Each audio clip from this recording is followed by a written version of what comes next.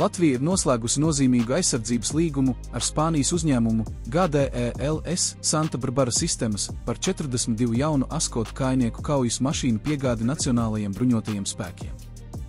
Šis darījums izmaksās 373 miljonus eiro un ir būtisks solis Latvijas armijas sauszemes spēku modernizācijai. Līgumu 30. janvārī parakstīja aizsardzības ministrijas valsts sekretāra vietnieks ģenerālmajors Andis Dilāns un Spānijas uzņēmuma viceprezidents Alejandro Peičs Hernandez, klātesot aizsardzības ministram Andrim Sprūdam. Ministrs uzsvēra, ka šis darījums ne tikai stiprinās armijas spējas, bet arī veicinās Latvijas militārās industrijas iesaisti.